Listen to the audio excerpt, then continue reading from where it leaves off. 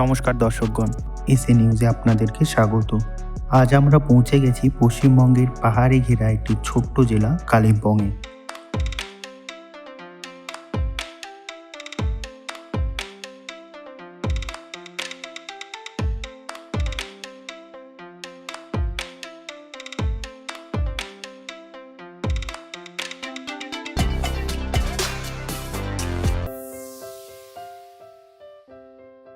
জগৎগুরু তত্ত্বদর্শী সন্ত রামপালজি মহারাজের সমাজ ও সংস্কার আদর্শে অনুপ্রাণিত হয়ে আজ আমাদের টিম পৌঁছে গিয়েছিল সমতল ভূমি থেকে প্রায় 1247 মিটার উপর উচ্চতায় কালিম্পংয়ের জুবিলি প্রাথমিক বিদ্যালয় ও উচ্চ বিদ্যালয়ে।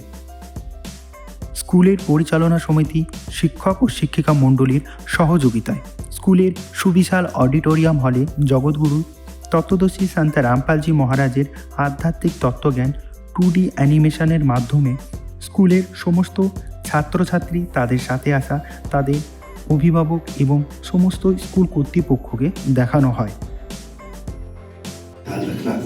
जी, आप भी अपना ध्यान रखना।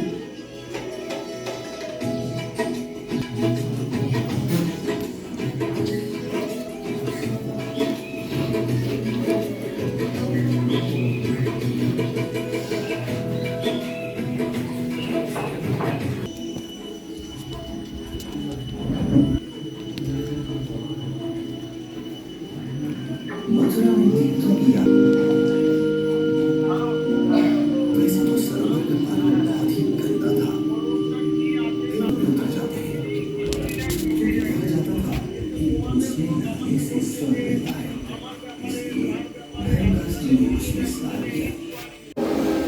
क्या बात है, एक मुझे आज साधना करते समय मुझे आकाश से प्रकाश नीचे की ओर आते दिखा, जिसे मेरी आंखें सहन न कर सकी और आंखें बंद हो गई, जिसके बाद इन आंखों के सामने एक नवजात शिशु का प्रतिबिंब बन गया। দর্শকগণ, বর্তমান সময়ে বেড়ে চলা সামাজিক অবক্ষয়, নেশায় আসক্তি, মানসিক হতাশা প্রভৃতি বিভিন্ন কারণে আমাদের যুবক সমাজ কখনো কখনো এমন কোনো কিছুর মধ্যে জড়িয়ে পড়ে, যার কারণে তার উজ্জ্বল ভবিষ্যৎ, তার আদর্শ, মাতা পিতার সম্মান সব কিছু শেষ হয়ে যায়।